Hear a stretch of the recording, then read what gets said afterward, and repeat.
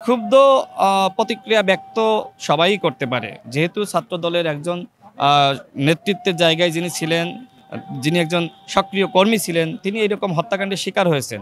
সুতরাং সেই ক্ষুব্ধ প্রতিক্রিয়া ব্যক্ত হতে পারে। আমরাও যখন আন্দোলন করেছি যেকোনো ঘটনায় আমরা ভিসি, প্রক্টরের পদত্যাগ দাবি করেছি। এটা গণতান্ত্রিক আন্দোলনের একটি ভাষা। সুতরাং এইটাকে আমি নেগেটিভভাবে দেখার কোনো অবকাশ আসে বলে আমি মনে করছি না।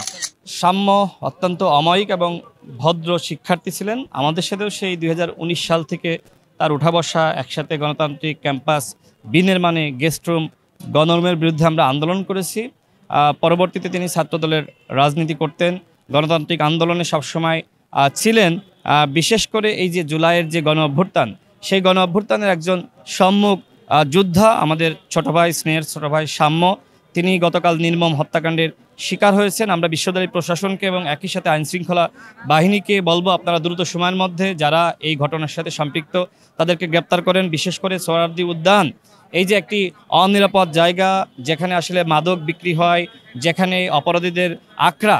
সুতরাং এই জায়গাটাকে কিভাবে নিরাপদ করা যায়, এই জায়গাটায় কিভাবে যারা আপনার সাধারণ ভ্রমণকারী রয়েছে, পথচারী রয়েছে, তারা নিরাপদে সেখানে আপনার বিশ্রাম নিতে পারে বা সেখানে ঘুরতে আসতে পারে, সেই জায়গাটা নিশ্চিত করা কিন্তু আমরা মনে করি প্রশাসনের দায়িত্ব। সর্বশেষ বলবো, আমাদের সহযোদ্ধা স্নেহের ছোট ভাই, ছাত্রদলের নেতা সাম্য, তিনি হত্যাকাণ্ডের শিকার হয়েছেন।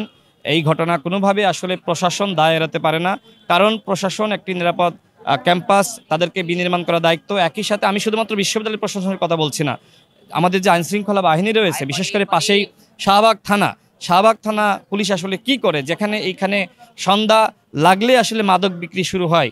এই মাদকের আখড়া ভাঙতে হবে। গতকাল যে ঘটনা ঘটেছে, সেই ঘটনার আমরা সুষ্ঠু তদন্ত দাবি করছি এবং বিচার দাবি করছি। ক্ষুব্ধ প্রতিক্রিয়া ব্যক্ত সবাই করতে পারে। যেহেতু ছাত্রদলের একজন নেতৃত্বের জায়গায় যিনি ছিলেন, যিনি একজন সক্রিয় কর্মী ছিলেন, তিনি এরকম হত্যাকাণ্ডের শিকার হয়েছেন। সুতরাং সেই ক্ষুব্ধ প্রতিক্রিয়া ব্যক্ত হতে পারে। আমরাও যখন আন্দোলন করেছি যেকোনো ঘটনায় আমরা ভিসি, প্রক্টরের পদত্যাগ দাবি করেছি। এটা গণতান্ত্রিক আন্দোলনের একটি ভাষা। সুতরাং এইটাকে আমি নেগেটিভভাবে দেখার কোনো অবকাশ আসে বলে আমি মনে করছি না।